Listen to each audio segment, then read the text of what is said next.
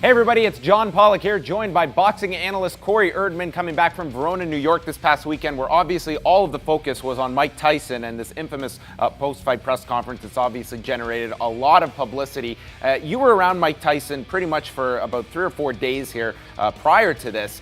Just tell us a bit about being there with Mike and how surprised maybe you were at some of his comments afterwards and his sobriety. Yeah, well, my first reaction being around Tyson for a little while is just the energy that comes into a room when Mike walks in. When Mike walks into any room anywhere, there is this kind of wake of people following him. And you see that with big sports stars, guys like LeBron, anywhere they go. And it's not necessarily hangers-on, it's just people wanting to be around him. And, you know, it was kind of surreal being around Mike Tyson. I hadn't ever spoken with him before, but I did get a chance to speak with him personally, and he seemed like an entirely different guy than he was before. The angry Mike Tyson wasn't there. He seemed to be a guy that kind of gravitates between two emotions. He's either completely ecstatic and really happy and overjoyed, but he can also slip into being very emotional, and he gets choked up very easily.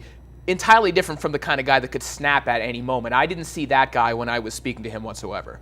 A lot of the media since that time, I mean, they're trying to basically get into side of his head. Not the easiest thing to do, but just with all of the media coverage this has gotten, and you were there on the ground here covering all of this. What have you thought of just kind of how the media has reacted to this story? Because all of a sudden, Mike Tyson is just suddenly, the whole spotlight is on him coming out of this weekend. Yeah, well, I think that the media likes to see this guy fall apart. I think that at the same time, there are a lot of people who want to see him succeed, and that's why people have always bought into this notion that Mike Tyson could come back at any time and win the heavyweight title. All those Tyson's back, comeback fights, it's because of that. But the headlines and what provokes clicks from people on the internet are headlines like Mike Tyson is on the verge of dying and stuff like that. And that wasn't what this press conference was about. It was a shocking revelation.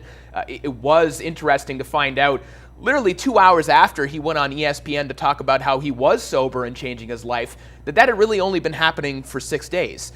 That was shocking, but if you watch the entire press conference, and that's going to be up on our website, as I understand as well, watch the entire press conference, even watch the clip that we have up there, look at the context. This wasn't a man who was actually saying, I'm on the verge of dying. It wasn't a guy saying, I'm sick and because of alcoholism, I'm going to pass away soon.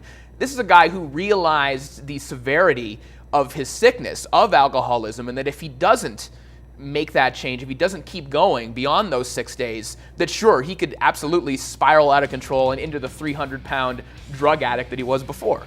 Yeah, well, I encourage everyone to check out the entire press conference. It is up at fightnetwork.com. A great job, the whole team this past weekend in Verona, New York, and you can catch all of that at fightnetwork.com.